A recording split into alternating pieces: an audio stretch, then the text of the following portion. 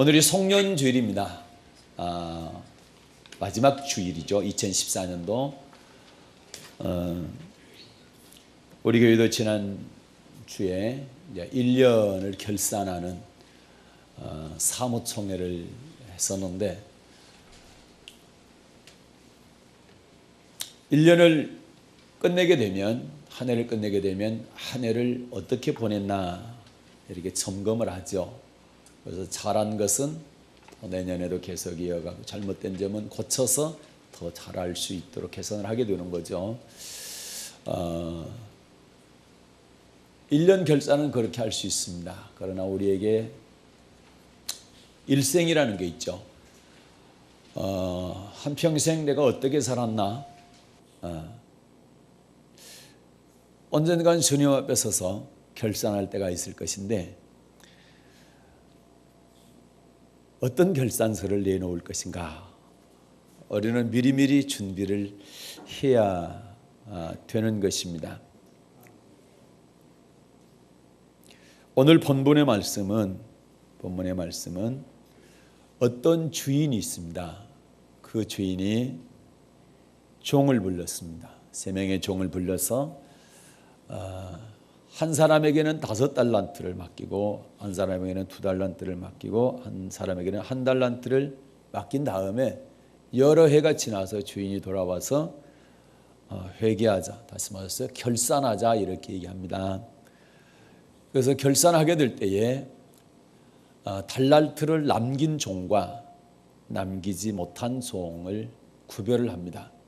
그래서 달란트를 남긴 종 2사람에게는 착하고 충성된 종이라 칭하고 너희들에게 많은 것을 맡길 것이며 주인의 자리에 참여하게 될 것이다.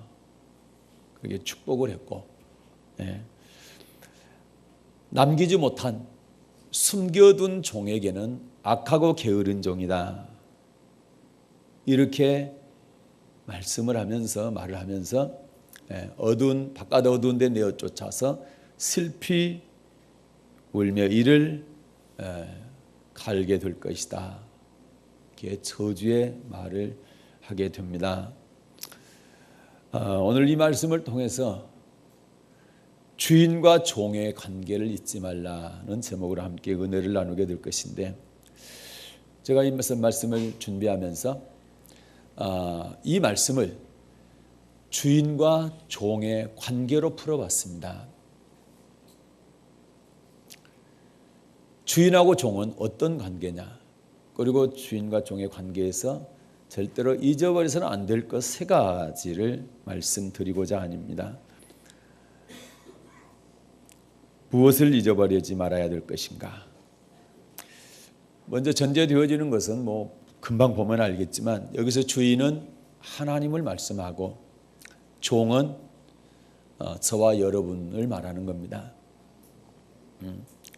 하나님과 우리의 관계 속에서 잊어버리지 말아야 될 것 3가지입니다. 첫째, 무엇을 잊어버리지 말아야 되느냐? 자, 마태복음 25장입니다. 14, 15절입니다. 14절과 15절 시작. 또 어떤 사람이 타국에 갈제 그 종들을 불러 자기 소유를 맡김과 같으니 각각 그 재능대로 하나에게는 금 5달란트를, 하나에게는 2달란트를, 하나에게는 1달란트를 주고 떠났더니. 아멘.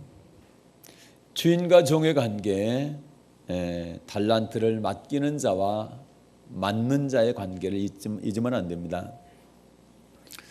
어떤 사람에게는 5달란트, 어떤 사람에게는 2달란트, 어떤 사람에게는 1달란트.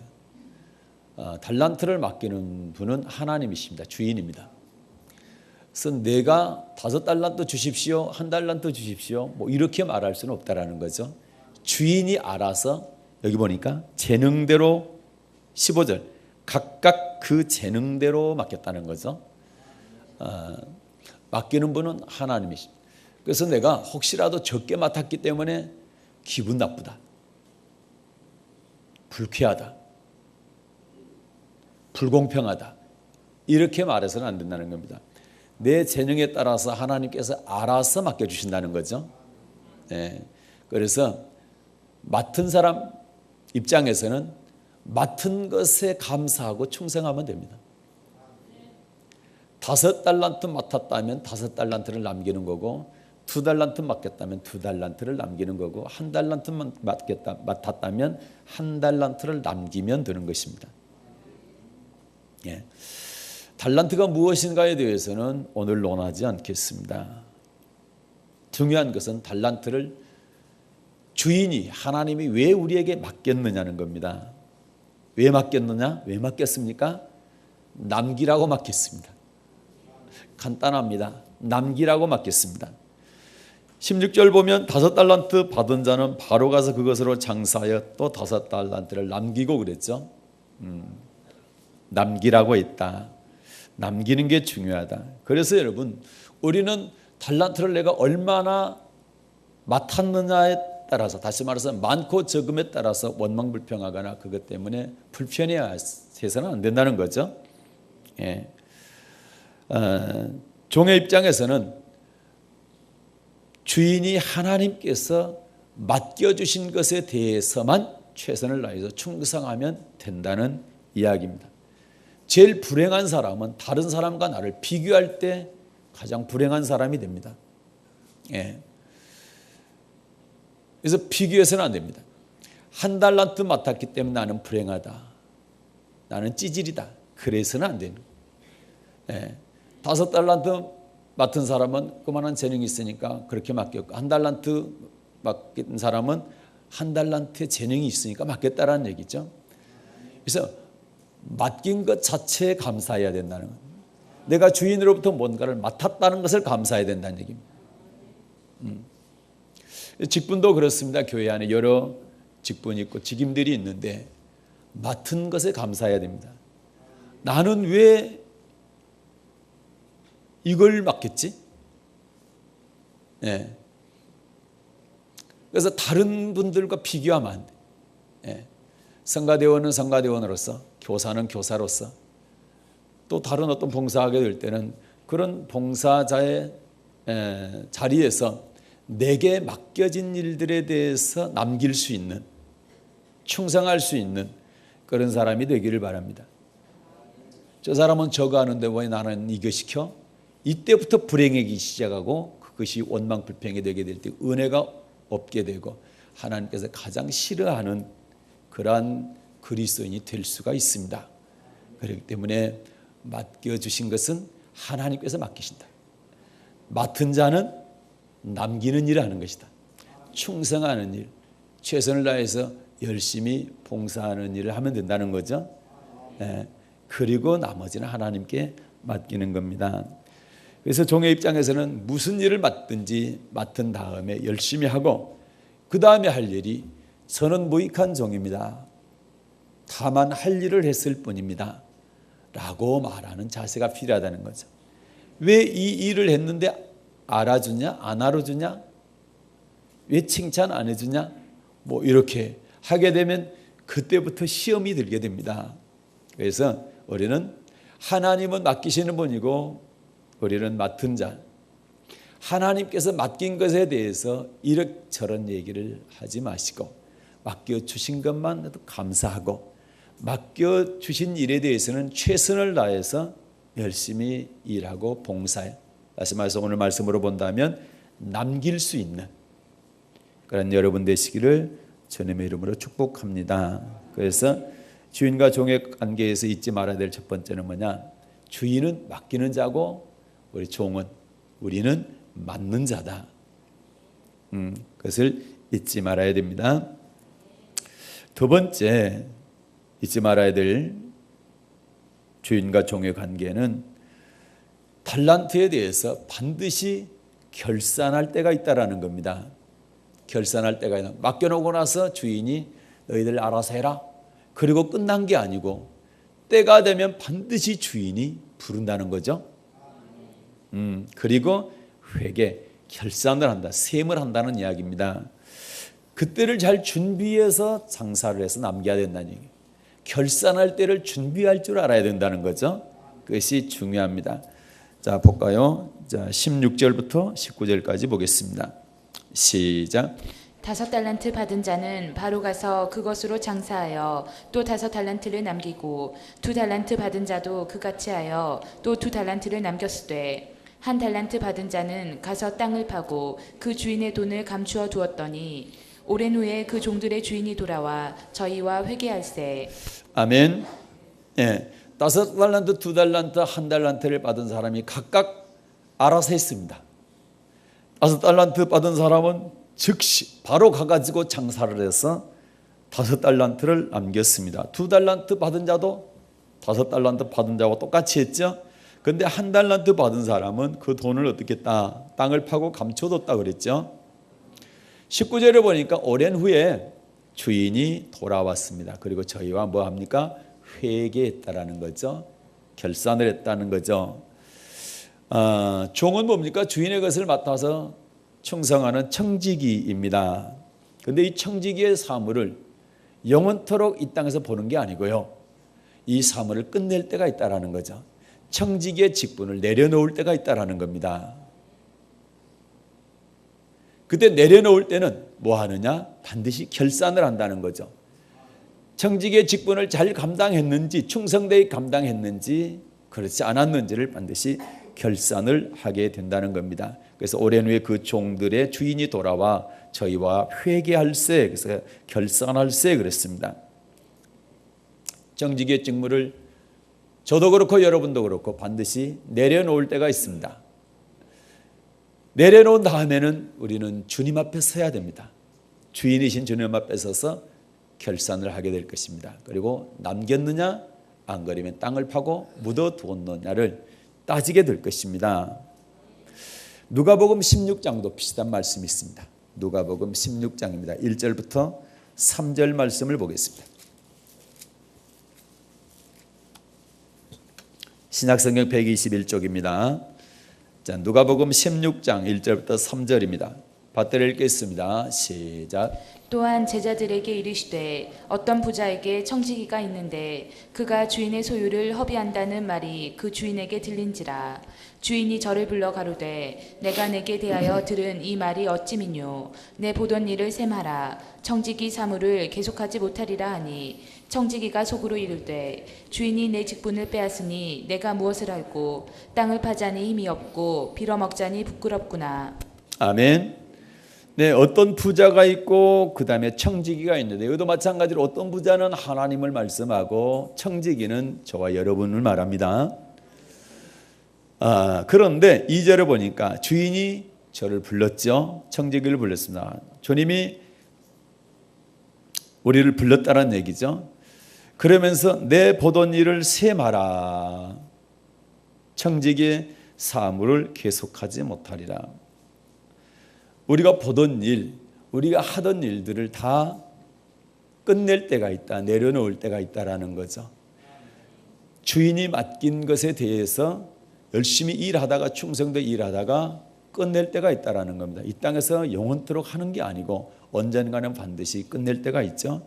그때는 뭐 하냐? 내 보던 일을 셈하라. 셈하는 겁니다. 계산하는 겁니다. 결산을 하게 되는 것입니다. 그래서 3절 보니까 청지기가 속으로 이르되 주인이 내 직분을 빼앗으니 내가 무엇을 할꼬. 직분을 빼앗길 날이 있다라는 거죠. 내가 하는 일을 마냥 하는 것이 아니라 언젠가 빼앗길 때가 있다는 거죠. 그래서 우리가 뭘 준비해야 됩니까? 빼앗기기 전까지 어떻게 남기느냐가 중요한 거예요. 그런데 그 빼앗길 날이 우리는 막연하게 오랜 후가 될 것이다. 그런데 여러분 그건 알 수가 없습니다.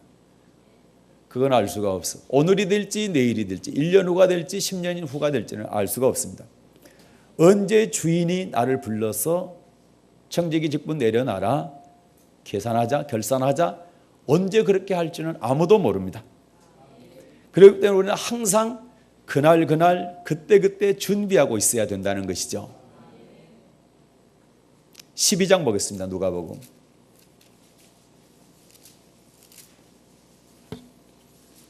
누가복음 12장 15절부터입니다. 20절까지 받들어 읽겠습니다. 시작. 저희에게 이르시되 삼가 모든 탐심을 물리치라. 사람의 생명이 그 소유에 넉넉한 데 있지 아니하니라 하시고 또 비유로 저희에게 일러 가라사대 한 부자가 그 밭에 소출이 풍성함에 심중에 생각하여 가로되 내가 곡식 쌓아둘 곳이 없으니 어찌할꼬 하고 또 가로되 내가 이렇게 하리라 내 곡간을 헐고 더 크게 짓고 내 모든 곡식과 물건을 거기 쌓아두리라 또 내가 내 영혼에게 이르되 영혼아 여러 해 쓸 물건을 많이 쌓아두었으니 평안히 쉬고 먹고 마시고 즐거워하자 하리라 하되 하나님은 이르시되 어리석은 자여 오늘 밤에 내 영혼을 도로 찾으리니 그러면 내 예비한 것이 네 것이 되겠느냐 하셨으니. 아멘. 16절 이하에 보니까 한 부자가 있죠. 16장에서 부자는 하나님인데 여기서 부자는 하나님 아니죠. 여기서 한 부자는 저와 여러분을 말하는 겁니다. 한 부자가 있는데 그 밭에 소출이 풍성했다.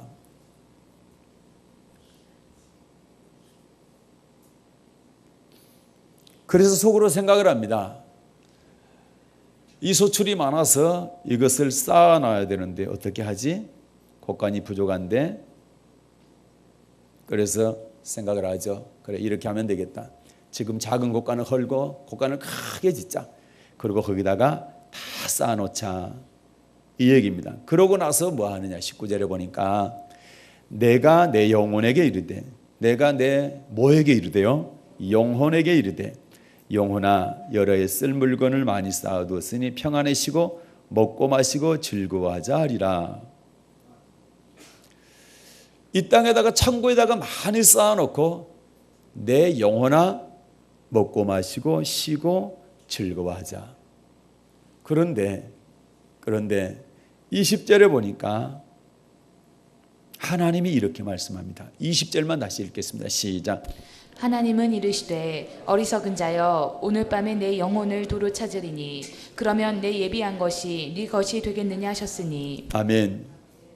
이 부자에게 하나님이 어리석은 자야. 참 너 미련하고 바보 같다. 그런 얘기죠. 네가 창고에다 많이 쌓아놓고 네 영혼이 먹고 마시고 편히 쉬고 즐거워할 것 같다고 생각을 하는데 전혀 그게 아니라는 거죠. 오늘 밤에 하나님이 내가 네 영혼을 도로 찾게 되면 이 많이 쌓아놓은 이것이 네 것이 되겠느냐. 네 것이 된다는 얘기는 이 사람 것이 된단 말입니까? 안 된단 말입니까? 이 사람의 것이 안 된다는 얘기요. 이 땅에 쌓아놓은 물건과 내 영혼과는 상관이 없다는 얘기입니다. 그래서 15절에서 뭐라고 그래요? 15절 읽겠습니다. 시작. 저희에게 이르시되 삼가 모든 탐심을 물리치라 사람의 생명이 그 소유에 넉넉한 데 있지 아니하니라 하시고. 아멘. 우리의 생명이 우리의 영혼은 이 땅에 많이 쌓아놓고 적게 쌓고 그게 관계가 없다라는 얘기예요. 많이 쌓아놨기 때문에 내 생명을 얻는다. 이건 아니란 얘기죠. 그렇다고 또 여러분 적게 쌓았기 때문에 생명을 얻는다. 그것도 아닙니다. 그런 의미가 아닌 것입니다. 다시 말해서 무슨 얘기냐. 우리의 생명과 영혼과 이 땅의 것과는 상관이 없다는, 이 땅에 쌓는 것과는 상관이 없다는 얘기예요. 그러나 상관이 있을 수 있습니다. 어디다 쌓으면 자, 하늘에 쌓을 때 내 영혼과 상관이 있습니다. 그거는 다음에 말씀드리기로 하겠습니다.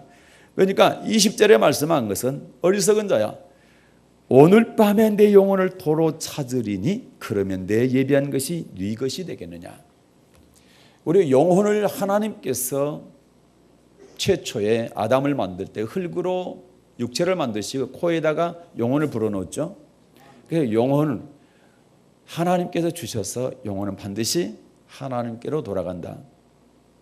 그런데 언제 부를지를 몰라요. 오늘 밤에 부를지 내일 밤에 부를지 모른다는 거죠. 네. 그래서 지혜로운 사람은 이 땅에다 쌓지 않는다는 것이죠. 네. 영혼을 위해서 하늘에 쌓는다는 얘기인데, 그래서 우리 인간의 육체는 이곳에서 이 땅에서 영원히 사는 것은 아닙니다. 그것이 인간의 육체의 한계인 것입니다. 솔로몬이 고백했던 것처럼 자, 심을 때가 있으면 뽑을 때가 있다. 그리고 사람이 물론 다른 짐승도 그렇습니다만 날 때가 있으면 죽을 때가 있다라는 거죠. 짐승과 사람이 다른 거는 뭡니까? 짐승은 영이 없어요. 그렇기 때문에 죽으면 땅으로 들어간다. 그러나 사람에게는 영이 있기 때문에 죽은 다음에 육체는 땅으로 가지만 영혼은 하나님께로 간다는 거죠. 그게 다릅니다. 그런데 반드시 날 때가 있으면 죽을 때가 있다는 거죠. 우리의 육체는 거기입니다. 났으면 죽습니다. 육체로 영원히 사는 사람은 아무도 없습니다. 그런데 영원히 살고 싶은 욕망이 있습니다. 모든 사람에게는. 진시황을 비롯해서. 지금 사람들이 왜 복제를 합니까? 인간 복제를 왜 하려고 그럴까요? 왜 냉동을 시켜가지고 몇백 년 후에 의학이 발달하게 되면, 생명공학이 발달하게 되면 그때 한번 내가 다시 한번 살아나 볼까? 그렇게 해서 냉동되는 사람들도 있잖아요. 그것은 영원히 살고 싶은 마음이야. 그런데 여러분, 육체는 영원히 살 수가 없는 거예요. 복제하고 하면은 계속 산다 이렇게 생각을 하는데, 육체는 영원히 살 수가 없다. 단 영혼은 절대 죽지 않는다. 영원히 죽지 않는다. 그렇기 때문에 거기에다 미련두지 말고 내 영혼이 어떻게 영원히 살 것인가에 대해서 초점을 맞추는 사람이 이 사람의 미련하지 않고 지혜로운 슬기로운 사람이다. 아멘입니까? 그래서 이 땅에서는 어차피 인간은 한계가 있다라는 거죠. 육체의 한계는 있을 수밖에 없습니다. 그래서 히브리서 기자는 한 번 죽는 것은 사람에게 정한 거다. 여기서 죽는 것은 영혼의 죽음이 아니고 육체의 죽음을 말하는 겁니다. 육체가 죽는 것은 정해진 거다. 그런데 그 다음 말씀이, 그 후에는 심판이 있다. 육체를 심판한단 말입니까? 영혼을 심판한단 말입니까? 그렇죠. 육체는 죽으면 땅으로 들어가서 흙이 되고 말아요. 그러나 영혼은 영원히 죽지 않고 하나님 앞에 서서 심판을 받는다는 얘기죠. 그래서 그 심판에 대해서 우리는 준비해야 되는데, 그것이 한 해 한 해 결산, 하루하루 결산이고 한 해 한 해 결산이고, 그리고 마지막에 인생의 결산이 되는 것이란 얘기죠. 그래서 하루하루 살 때 최선을 다해서 사는 것이고, 1년을 살 때 최선을 다해서 사는 것이죠. 그래서 결산할 때에 주님 앞에 부끄럽지 않도록, 칭찬 들을 수 있도록 우리는 살아야 되지 않겠습니까? 이 땅에 사는 것은 야고보서도 나와 있죠. 내일 일 너희 모른다. 네 생명이 뭐냐?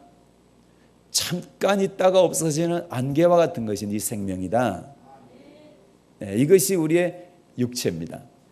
그래서 육체를 위해서 이 땅에다 쌓아서는 안 된다는 얘기고, 내 영혼을 위해서 하늘에 쌓으라, 이렇게 말씀하고 있는 겁니다. 그래서 모세가, 시편에 보게 되면 모세 시편이 딱 하나 있습니다. 시편 90편에 모세 시편이 있는데, 거기 보게 되면 우리의 날 계수함을 알게 해달라, 그 지혜의 마음을 달라, 그렇게 기도합니다. 우리 날을 계수한다는 얘기는, 첫 번째는 우리가 몇 날 정도 살 거다.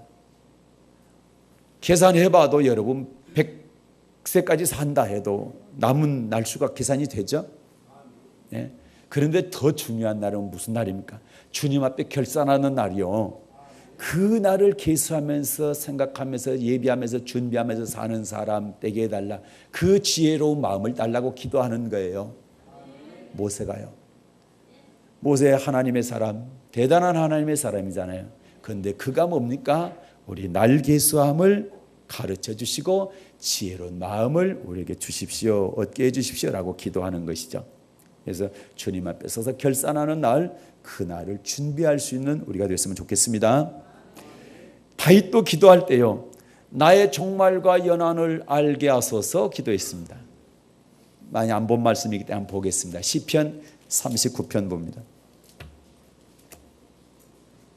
시편 39편입니다.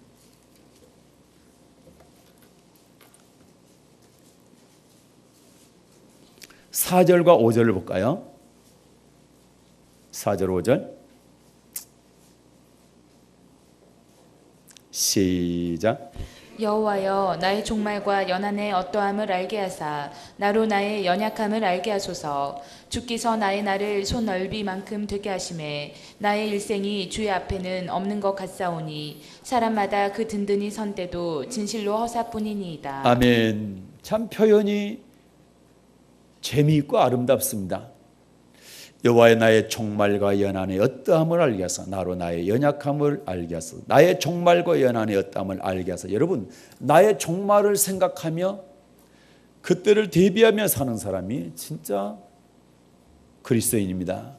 이 참 신앙인이요. 이 땅에서 천년 만년 억년 살 것 같이 살아서는 안 된다는 거예요. 내 인생의 종말의 때가 곧 온다. 내 인생의 연한이 길지 않다, 짧다. 그런데요, 여러분 보세요. 5절 보니까 주께서 나의 날을 얼만큼 되게 했대요? 손넓이만큼.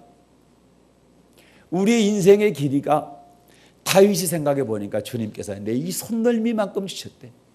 우리는 우리 인생의 길이가 엄청나게 긴 줄 아는데 하나님께서 다윗의 눈을 열어주는데요, 우리의 인생이 딱 손넓이만큼 되는 거예요. 여기서 여기요. 네, 여기서 여기. 길어요, 짧아요? 벼룩이 보면 좀 길지 모르겠네. 그러나 이게 여기서 여기인데 우리 인생의 길이가 여기서 여기인데 뭐가 깁니까 이게? 짧지. 그렇죠? 그런데 이 손넓이만큼 인생을 정했는데 누가 정했대요? 주께서 정했다. 하나님께서 정했어. 그래서 여러분, 이 손넓이가 120년이요. 그래서 120년까지 사세요. 근데 더 살려고는 하지 마세요. 하나님이 정해놨으니까. 아멘도 안 하시고 조용하시네. 알아서 하세요. 네, 알아서 하시는데 하나님이 주께서 나의 날을 손넓이만큼만 되게 하셨다. 욕심 부릴 거 없어요. 하나님이 정하신 거에 대해서 우리는 순응해야 돼요. 됐습니까? 그러면서 뭐라고 그래? 나의 일생이 주의 앞에 없는 것 같사오니. 주 앞에서는 내 인생이 없는 것 같아. 그만큼 짧다는 얘기요. 그리고 우리 인생은 아무것도 아니라는 얘기요. 그런데 이 인생 가지고 아등바등하면서 막 티격태격하면서 싸우면서 악쓰면서 소리치면서 살아야 될 이유가 뭐가 있어? 알면서도 잘 안 되지만 그래도 사랑하며 살아야죠. 우리 주님 섬기며 살아야죠. 하나님 그랬잖아. 하나님 섬기고 이웃 사랑하면서, 하나님 사랑하면서 이웃 사랑하면서 사는 것, 이것이 하나님의 말씀의 핵심이다. 전부 요약하는 거다.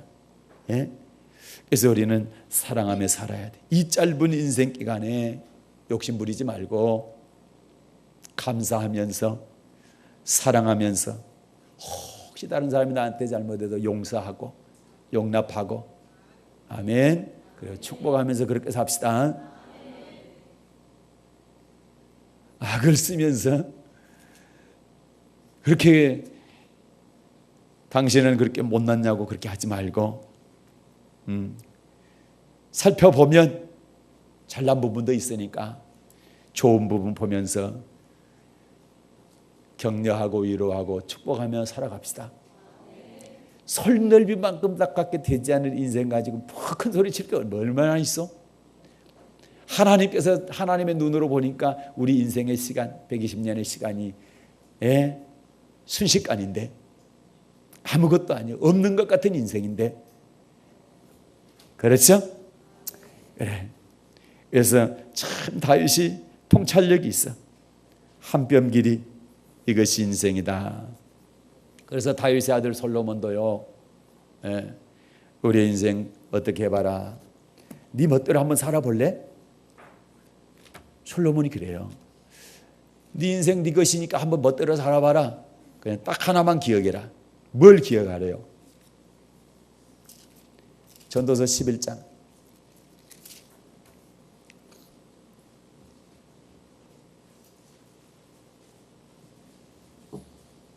9절이요.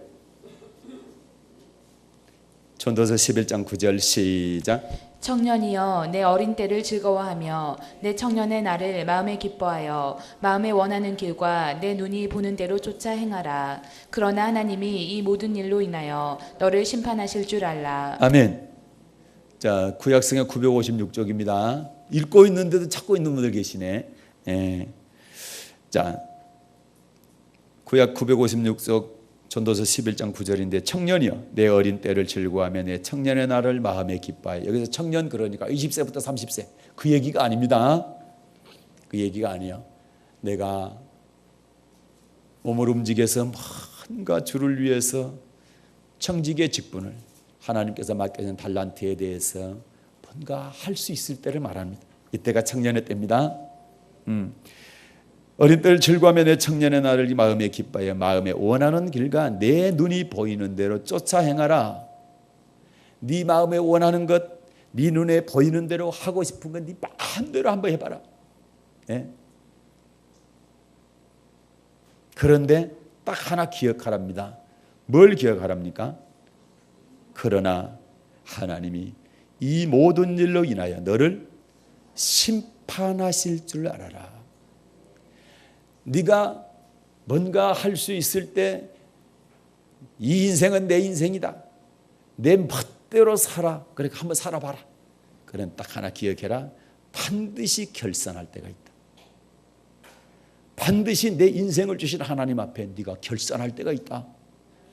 그 결산할 때 심판한다는 거죠. 그걸 기억하라는 겁니다. 그러니까 우리는 함부로 살면 된다 안 된다? 아니라는 거죠. 아니라는 거죠. 하나님께서 내게 달란트를 주셨는데 이거 내 거야 하고 내 마음대로 써서는 안 된다는 얘기예요. 그리고 게을러서 땅에 묻어주고 안 남겨도 안 된다는 얘기.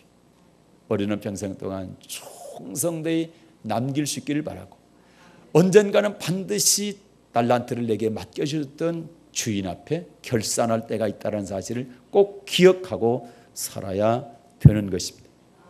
그래서 주인과 종의 관계 첫 번째는 달란트를 맡기고 그리고 우리는 맡는 관계다. 두 번째는 맡은 달란트에 대해서 반드시 결산할 때가 있다는 사실을 잊지 말아야 된다는 것이죠. 세 번째 마지막입니다. 주인과 종의 관계 세 번째는 반드시 행한 대로 보상하는 관계입니다. 이걸 잊어서는 안 됩니다. 간단합니다. 달란트를 남겼냐 남기지 못했느냐에 따라서 보상이 달라진다는 얘기죠. 충성했냐 충성하지 않았느냐에 따라서 보상이 달라집니다. 그래서 보상을 하시는 하나님의 이름이 공의의 하나님이요 공평하신 하나님입니다. 평생 동안 맡겨진 달란트에서 그걸 남기기 위해서 충성했던 사람과 그곳 땅에 묻어놓고 멋대로 살았던 사람과 똑같이 보상한다. 그거 이상하잖아요. 그것도 안 될 일이죠. 하나님은 공평하신 분이고 공의로운 분이신데 그럴 리가 없지요. 머리카락 하나 다 세시고 심장과 폐부까지도 전부 감찰하시는 하나님께서 우리의 일거수일투족 안고 일어섬을 다 하시는데 그분이 우리의 행한 것을 모른단 말입니까? 그분께서 우리에게 달란트를 맡겨놓고 그것을 남기라 했는데 남긴 자와 남기지 않는 자를 모르신단 말입니까? 남기라 하셨다고 한다면 그만큼 보상을 주시겠다는 얘기 아닙니까? 그렇잖아요. 그런데 보상이 남기는 자에게만 주어지는 것이 아니라 남기지 않는 자에게도 보상이 주어진다. 남기는 자에게는 착하고 충성된 종이다. 그리고 많은 것을 맡기겠다. 그리고 주인의 자리에 참여시키겠다. 주인의 자리는 어떤 자리입니까? 혼인잔치 자리죠. 천국 들어간다는 얘기. 그런데 남기지 아니하는 땅에다 묻어두고 남기지 아니한 사람은 어떻습니까? 악하고 게으른 종이다. 이 종을 바깥 어두운 데 내어 쫓아서 슬피 울며 이를 갈게 하라는 겁니다. 남기지 않은 자의 보상입니다. 여러분, 남기지 않는 자의 보상은 처참합니다. 바깥 어두운 데 내쫓겨 슬피 울며 이를 가는데 설마 거기를 천국이라고 말하는 사람 없겠지요? 그래서 여러분 그때를 봐야 돼요. 결산할 때를 위해서 우리는 평생 살아가야 됩니다. 반드시 하나님은 보상하신다. 이 땅에 내가 달란트 남기기 위해서 열심히 충성하다 보니까 억울한 일도 당합니다. 네, 손가락질도 당하고 욕도 얻어먹고 그래요. 그런데 우리가 참아야 될 이유입니다. 그것은 반드시 결산할 때 주님께서 우리에게 착하고 충성된 종 수고했다 위로해 주시고 칭찬하시고 그리고 많은 것 맡게 해주시고 주인의 자리에 참여케 한다는 사실, 그것 때문에 참는 겁니다. 그것 때문에 인내하는 겁니다. 누가 좀 안 알아줘도 그것 때문에 감사할 수 있어야 돼. 멀리 바라보니까 지금 내가 좀 욕먹는 거 괜찮아. 멀리 바라보 내다보니까 지금 내가 핍박받는 거, 지금 내가 어려움을 당하는 거 이거 아무것도 아니에요. 그렇죠? 그러니까 지금 받는 고난은 장차 받을 영광과 좋게 비교가 된다 안 된다? 안 된다라는 겁니다. 그래서 마태복음 5장에서도 자, 옛날 선지자들 의인들이 뭐예요? 핍박을 받았잖아요. 우리도 주를 위해서 말씀을 위해서 핍박받을 수 있다라는 것. 충성한다는 게 뭡니까? 말씀대로 순종해 가는 것이 충성이잖아요. 흔들리지 않고 굳건히 서서 변함없이 말씀 따라가는 충성이잖아요. 그런데 그렇게 하다 보면 핍박을 받는다는 거예요. 어려움을 겪는다는 거예요. 그런데 그렇게 어려움을 겪고 고난을 당하게 될 때에 그것 때문에 슬퍼하거나 그것 때문에 주저앉지 말라는 겁니다. 언젠가 주님 앞에 결산할 때가 있다라는 거죠. 그때에 영생으로 보상해 주시겠다는 겁니다. 그러나 악하고 게으른 종은 영벌로 보상하시겠다는 겁니다.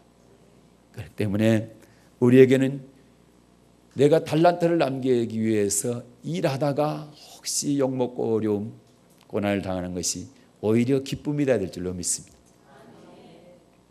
그래서 솔로몬이 뭐라고 그래요? 인생을 정리할 때 사람의 본분대로 사는 것은 무엇이다? 여호와의 명령을 지키고 또 그분을 경외하는 것이다. 이게 사람의 본분이다. 그런데 왜 사람의 본분대로 살아야 된다? 하나님의 명령을 지키고 그분을 경외하며 살아야 되는 이유가 있죠. 그거는 선을 보상하고 악을 보상하기 때문에 그분의 명령을 지키고 경외하는 삶이 선이라는 거예요. 그러면 선에 대한 보상. 근데 그렇게 살지 않으면 악이라는 거죠. 그래서 악에 대한 보상이 있기 때문에 그렇게 살아야 된다는 거예요. 선악간에 심판한다는 얘기가 그 얘기입니다. 예수님도 그렇죠. 요한복음 5장 29절에 보면 선을 행한 자 무슨 부활이요? 자, 생명의 부활. 악을 행한 자는 심판의 부활. 그래요. 그러니까 선에 대한 보상은 생명의 부활인 것이고 악에 대한 보상은 심판의 부활이라는 것이죠. 여러분 달란트 남기는 것이 선인 거죠. 왜요? 주인의 말씀에 순종하고 충성하는 것이기 때문에 그렇습니다. 그러나 주인이 맡겼을 때는 남기기를 원하는데 그것을 숨겨두고 묻어두고 남기지 않았다. 이 얘기는 불충성을 말합니다. 불순종을 말합니다. 그렇기 때문에 그것은 악이라는 거죠. 그래서 선과 악을 구별해서 반드시 보상하신다는 거죠. 잘못 알고 있는 사람들은 내가 선을 안 행하고 그 보상 안 받으면 되지. 그런데 여러분 선을 안 행하고 악을 행했을 때는 악에 대한 보상도 있기 때문에 선을 행해야 된다는 얘기죠. 중간은 없냐? 없습니다. 선이냐 악이냐를 따라서 선악 간에 심판하는 거죠. 중간은 없습니다. 선도 아니고 악도 아니고는 없어요. 성경상 없습니다. 둘 중에 하나입니다. 선이냐 악이냐. 선을 행한 사람은 생명의 부활, 악을 행한 사람은 심판의 부활. 솔로몬도 주님도 바울도 그렇죠. 자, 바울 고린도후서 5장입니다. 바울입니다. 고린도후서 5장.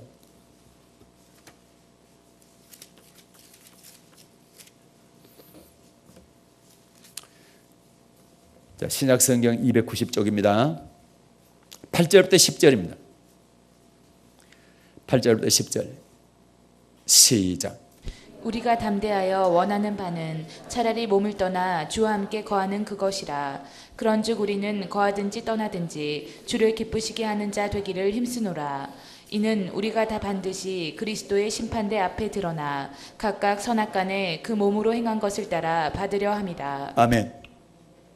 8절에 보면 그렇습니다. 바울이 우리가 담대히 원하는 바는 차라리 몸을 떠나 주와 함께 거하는 것이라. 무슨 얘기입니까? 주님 앞에 빨리 서서 결산 빨리 하고 주님과 함께 영원히 사는 것이 소원입니다. 바울의 소원. 우리도 그렇잖아요. 빨리 결산하고, 빨리 결산하면 주님이 나 빨리 불러야 되잖아요. 그게 소원이 돼야 돼요. 나는 결산하기 싫어. 이 땅에 오래 살고 싶어. 아직 준비가 안 돼서 그래요. 아멘도 안 합니다. 이렇게 얘기하면 알아서 하세요. 그러면 오래 준비하시든지 그건 알아서 해요. 그러나 준비가 잘 됐을 때 가는 것은 최고의 축복입니다. 준비가 덜 됐는데 안 됐는데 불러버리면 우리는 정말로 큰일 납니다. 그래서 항상 준비하고 계시라는 거예요. 언제 부를지 모르기 때문에. 그러나 바울은 뭐예요? 내가 원하는 바는 뭐냐? 차라리 몸을 떠나 주와 함께 거하는 거. 빨리 결산하고 주님 앞에 서고 싶다. 주님께 가고 싶다. 이 얘기잖아요. 그런데 내 마음대로 가고 싶다고 하고 가기 싫다고 안 가는 거 아니잖아요. 그래서 뭐 한다는 겁니까? 9절에 그런즉 우리는 거하든지 떠나든지 이곳에 이 땅에 있든지 주님께 가든지 상관없이 오직 뭐예요? 주를 기쁘시게 하는 자 되기를 힘쓴다는 거죠. 그래서 우리는 주를 기쁘시게 하는 자 되기를 힘써야 되는 거예요. 바라만 봐서 안 돼요. 힘쓰는 자가 돼야 돼요. 그러면서 그 이유가 있죠. 10절 다시 읽겠습니다. 시작. 이는 우리가 다 반드시 그리스도의 심판대 앞에 드러나 각각 선악간에 그 몸으로 행한 것을 따라 받으려 함이라. 아멘. 나는 여기 한 글자 한 글자가 다 의미를 둬. 이는 우리가는 혼자 바울 혼자가 아니라 다 성도들 다를 말하죠. 그 다음에 우리가 다 한 사람도 빠짐없이 다. 그 다음에 반드시 기필코 결단코 꼭 그리스도의 심판대 앞에 드러난다. 선다는 것. 심판대 앞에 선다는 얘기는 결산할 때가 있다는 거예요. 결산한다는 거예요. 우리 인생에 결산한다는 거죠. 그리스도의 심판대 앞에 드러나 각각 한 사람 한 사람. 그래서 여러분 안에 치마 턱걸이 붙들고 안 돼. 이게 될 성질이 아니야. 의로운 노아와 다니엘이라 할지라도 노아, 욥, 다니엘을 할지라도 자기만 구원하지 그 어떤 사람도 구원 못한다는 거예요. 그래서 각각 그 다음에 선악간입니다. 선악간. 그래서 우리가 결산을 할 때는 반드시 선을 행했냐 악을 행했나요? 달란트 남겼나 남기지 않았나요? 그래서 선악의 범위가 훨씬 넓습니다. 달란트는 좀 좁죠, 범위가. 그러나 의미는 같습니다. 각각 선악간에 그 몸으로 뭐한 것을 행한 것을 따라 받는다는 얘기는 보상받는다는 얘기요. 내가 내 몸으로 선을 행했나 악을 행했나. 오늘 말씀으로 본다면 달란트를 남겼나 남기지 않았느냐에 따라서 그 몸으로 행한 것 보상을 받는다. 남기는 자는 어떻게 해요? 착하고 충성된 종이다. 많은 것 맡기고 그리고 주인의 자리에 참여할 것이다. 남기지 못하고 묻어두고 한 사람은요, 악하고 게으른 종이다. 성경상 악인이다 할 때는 하나님의 율법을 버린 자를 말합니다. 하나님의 명령을 불복종한 사람을 말하는 겁니다. 하나님을 경외하지 않는 사람을 악인이라 합니다. 성경상. 악하고 게으른 종이라는 얘기는 너는 율법 지키지 않았다. 내 명령을 순종하지 않았다는 얘기잖아요. 나를 경외하지 않았다는 얘기죠. 너는 나를 두려움과 떨림으로 섬기지 않았다는 얘기죠. 그래서 너는 내가 남기라고 준 달란트를 땅에 못 얻었지 않았냐는 얘기죠. 반드시 각각 한 사람 한 사람 그리스도의 심판대 앞에 드러나서 선악간에 선을 행했나 악을 행했나에 따라서 그 몸으로 행한 것입니다. 믿음으로 구원받는다 할 때 믿음에는 믿음의 행위가 포함된 믿음을 말하는 겁니다. 반드시 그것을 기억해야 됩니다. 누가 저에게 김소윤 교수의 인터뷰 기사를 올렸더라고요. 김세윤 교수, 제가 몇 달 전에 그분의 기사를 이렇게 스크랩해가지고 여러 번 나눠드리면서 얘기했잖아요. 한국교회 위기가 뭐냐? 칭의론이 잘못됐다. 예수 믿기만 하면 다 구원받는다고 이거 잘못됐다. 이거 값싼 싸구려 복음을 전했다라는 거죠. 구원파를 이단이라고 하면서 구원파들이 전하는 복음을 전하고 있는 사람들이 있다는 거예요. 이게 한국교회의 위기다. 그러면서 칭의는 하나님과의 올바른 관계가 회복되는 것을 말한다. 의롭다 칭함을 받는다는 얘기는 하나님과의 관계가 회복되는 것, 원죄가 사라지고 이제 하나님과 관계가 회복됐다라는 거죠. 그걸로 끝난 게 아니라 의롭게 된 사람, 하나님과 관계가 회복된 사람은 뭐 해야 된다? 성화, 거룩한 삶을 살아야 된다는 거예요. 그게 올바른 칭의론이라는 거죠. 그런데 그게 사라졌다는 거예요. 그분이. 우리나라에서는 별로 안 알아주지만 세계에서는 알아줍니다. 그분 최고의 바울 신학자입니다. 우리나라에서 안 알아주겠죠. 그런 말씀을 하기 때문에, 그런 말을 하기 때문에. 그런데 맞잖아요.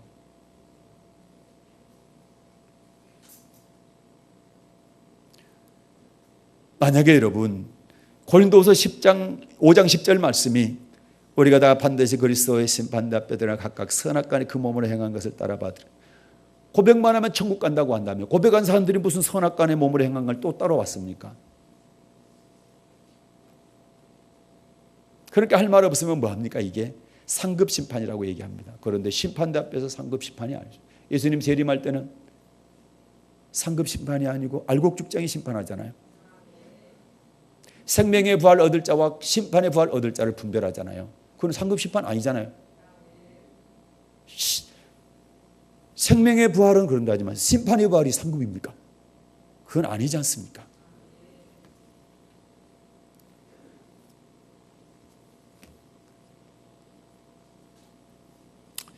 고린도전서 15장 보니까 그러므로 내 형제들아 견실하며 흔들리지 말고 항상 주의 일에 더욱 힘쓰는 자 되라. 이는 너희 수고가 주 안에서 헛되지 않은 줄을 알미라. 우리가 주를 위해서 힘써 일하게 될 때에 절대로 그 수고가 헛되지 않다는 것. 하나님께서 그것을 보상하기 때문에 그렇습니다. 오늘 본문 읽고 마치겠습니다. 마태복음 25장 20절과 21절입니다. 20절 21절 시작. 5달란트 받았던 자는 5달란트를 더 가지고 와서 가로되 주여 내게 5달란트를 주셨는데 보소서 내가 또 5달란트를 남겼나이다. 그 주인이 이르되 잘하였도다 착하고 충성된 종아 내가 작은 일에 충성하였음에 내가 많은 것으로 내게 맡기리니 내 주인의 즐거움에 참여할지어다 하고. 아멘. 나는 우리 사랑의 학교 모든 성도들께서 5달란트 또는 2달란트 남겼던 사람들처럼 주님 앞에 결산하게 될 때에 착하고 충성된 종아 참 잘했다 수고했다. 네가 작은 일에 충성했기 때문에 많은 것을 맡기고 주인의 즐거움에 참여하게 될 것이다. 이 말을 듣는 여러분 되시기를 주님의 이름으로 축복합니다. 3가지 말씀드렸습니다. 주의 주인과 종의 관계 반드시 절대 잊어버리지 말아야 될 것은 주인은 맡기는 자고 종은 맡는 자라는 사실입니다. 바꿀 수 없습니다. 종이 주인 될 수 없고 주인이 종 될 수 없습니다. 이거는 관계입니다. 그래서 주인은 명령하는 분이고 종은 명령을 받는 사람. 여러분과 저는 주인께서 명령하시면 예하고 아멘하고 복종해야 됩니다. 많이 맡겼네, 적게 맡겼네, 나는 왜 이 직분 줬나, 왜 저 사람은 저 직분 줬나 이렇게 따질 일이 아니라는 얘기죠. 맡은 것에 대해서 감사하고 충성해야 됩니다. 두 번째는 맡은 달란트에 대해서 반드시 결산할 때가 있다는 사실. 절대로 그냥 넘어가지 않습니다. 주인은 반드시 결산을 합니다. 그래서 충성했냐, 게을렀냐, 그거에 따라서 영생과 영벌로 나눈다는 사실입니다. 그래서 그것이 바로 행한 대로 보상하는 관계라는 사실을 절대 잊어서는 안 됩니다. 우리는 주인은 사랑이시기 때문에 내가 남기지 않았어도 생명으로 보상할 것이다. 이것은 착각입니다. 절대 그렇지 않습니다. 그러면 공평이 사라집니다. 하나님은 공평하신 하나님이기 때문에 반드시 선을 행한 사람과 악을 행한 사람, 충성한 사람과 충성되지 못한 사람, 남긴 사람과 남기지 않는 사람, 섬기는 자와 섬기지 않는 자를 반드시 구별하신다는 것이고, 그래서 그거에 의해서 보상을 한다는 사실을 꼭 기억하시고 청지기로서 주인의 뜻에 합당한 그러한 착하고 충성된 동정으로 살아서 주님 앞에 서서 결산하게 될 때에 수고했다 위로받고 잘했다 칭찬 듣고 주인의 즐거움에 참여하는 사랑의 언약궤 모든 성도 되시기를 예수님의 이름으로 축복합니다. 은혜로우신 하나님 아버지 고맙습니다.